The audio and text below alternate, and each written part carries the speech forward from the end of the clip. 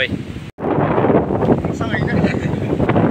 हेर्नुहोस् है साथी हो, भुटानमा चाहिँ यस्तो हावा चलिरहेको छ है।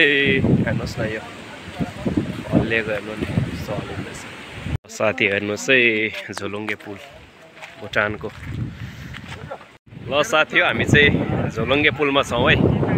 हेर्नुहोस् है, यो चाहिँ भुटानको झोलुङ्गे पुल है। हेर्नुहोस् है साथी हो, भुटानको झोलुङ्गे पुल यस्तो छ। हेर्नुहोस् त है, यता हेर्नुहोस् पानी भुटान। हेर्नुहोस् है, हामी चाहिँ उहाँबाट आएको। हेर्नुहोस् है, यस्तो छ है भुटानको सुनकोस खोला। हेर्नुहोस् है, भुटानबाट चाहिँ यसरी पानी गइरहेको छ यहाँनिर। हेर्नुहोस् है साथी हो, भुटानको झोलुङ्गे पुलमा छु है म चाहिँ। हेर्नुहोस् है भुटानको पहाड, हेर्नुहोस् है अनबिलिभेबल, विश्वास लागेको छैन है। आज यहाँ पनि आएको छौँ हामी। ल साथी हो, फोटोसोटो पनि खिचिसकेँ म।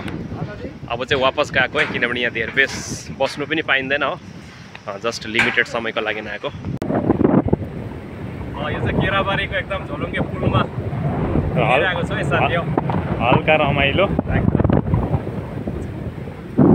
हेलो, तपाईँहरू पनि आउनुहोस् है यहाँनिर,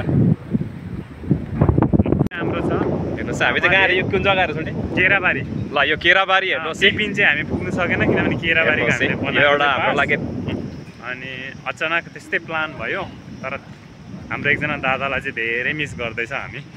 ऊ दादा भएको भए चाहिँ दामी हुन्थ्यो क्या, धेरै मिस गरिरहेछौँ नि।